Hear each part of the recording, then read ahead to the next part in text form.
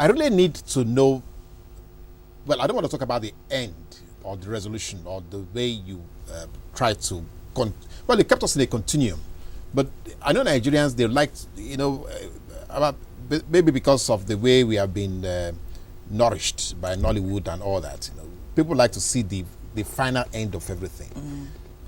So, are you saying there's no moral rectitude for us to, for us to see? Okay, well, you talk about polygamy, but should there be something for us to say? Okay, look, from this novel, this is what I'm going to take away from it. People will always take what they want away from a novel.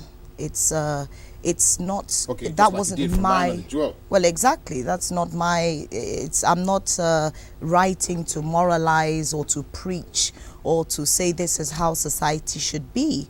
What I do with my work is I try very hard to just explore a certain reality, and even then it might not be the complete picture of that reality, but it will be the picture, it will be the part of the picture that interests me.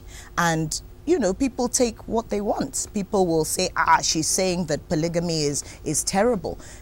On a personal level, because of what I know that my grandmother experienced, going into what she believed was going to be a monogamous marriage, loved her husband.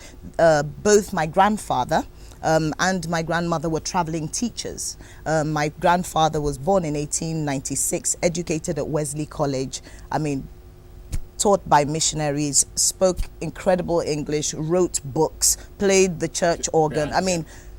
Quite the upright, cultured mind. Yes, quite the cultured mind. And they went to, they were in Okene, and then it was time to choose a new Oba, Alakberu of Ikberu. And the lot fell on him. And it had to be him, and he was taken back, and they had to go back. It was kind of kicking and fighting, but he did go back because it was what he had to do. And everything changed. And he took on 4 more wives. And my grandmother... Were the wives imposed on him? Or was it just a traditional? Or was it a cultural imperative? Well, even if they were forced on him, or even if they say, take this woman, you do have the option of saying no. But this is the thing. Because, having blue blood was such a great thing 70 years ago. It's not like it is these days where you have every Tom, Dick and Harry is an Oba or Omoba, whatever. Buy into it. It was really quite special, and it was a great thing of honor it was a thing of honor to take your daughter and say, let her just stay with you, bearing children, and that happened to him. But also, I believe he had quite the roving eye. Okay, we'll talk about the roving eye, but let's come to the roving eye, roving north, and the eyes. What they're seeing right now in the northern part of Nigeria may not be what your grandfather will have envisaged would ever happen in this kind of environment. So, what can writers do about things like that? What we are going the Boko Haram bloodshed just seemed to be now as permanent a feature as polygamy. It's absolutely devastating. We're living in a war zone.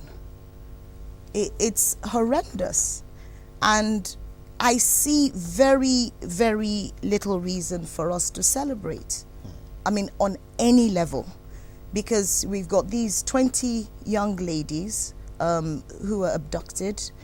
We've got imagine in a secondary school, these young children. I saw a photo 3 days ago or 2 days ago, and I was utterly devastated. Yeah, as a teacher, imagine. You imagine that you're in a school and something like that happens.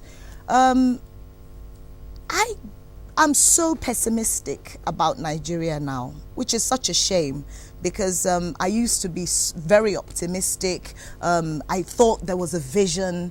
I thought we were going somewhere. But part of the problem is that people don't suffer consequences for their actions. And when Alu happened, because we can talk about Boko Haram, but the truth is we live in a very violent environment.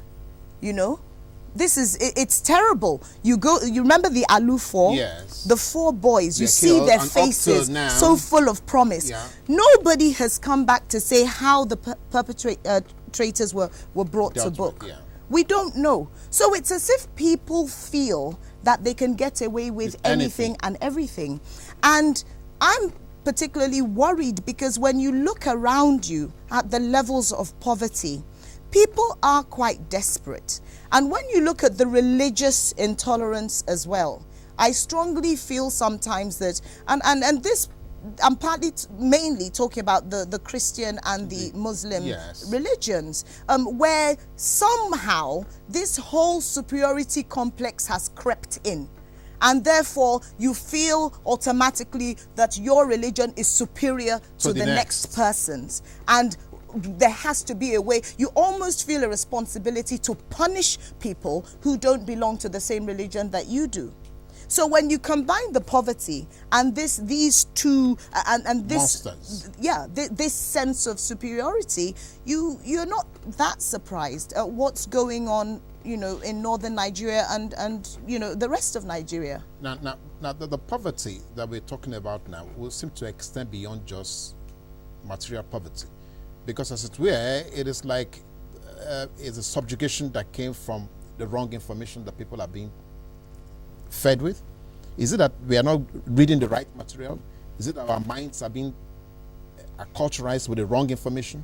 How is it that therefore these religious divides seem to have just taken over the minds of Nigerians? I absolutely think that it has a lot to do with what people are reading. People often say that Nigerians don't read. It's true that we have a very high in terms of people who are illiterate. I mean, remember that in places like Zamfara State, only 5% of the girls between 5 and 16 can read. Okay, you know that in many parts of the country still, a lot of our children are still not in school. They're walking the streets. About 10 million actually. Now, when you talk about those who can read, you just need to look at some of those vendors, some of those people hawking books when you're in your car, and you realize the kind of books that are bestsellers in Nigeria. It's all about power, it's all about wealth, and of course there's a lot on religion as well. Yes. And I think this is the great thing about fiction and about poetry. It's about being able to see the different kinds of love that exist in the world. It's being able to just explore the thinking of people who may not necessarily be your personal share your beliefs, hero, yes. But sometimes you need to understand the thinking of other people who have a completely different perspective or are coming from have a completely different viewpoint to you. And I think these are some of the wonderful things about fiction. There isn't that much fiction being read in Nigeria. Yes, there is a focus on books that I sometimes think are just not progressive. They're unproductive in terms of how people behave once they've read them.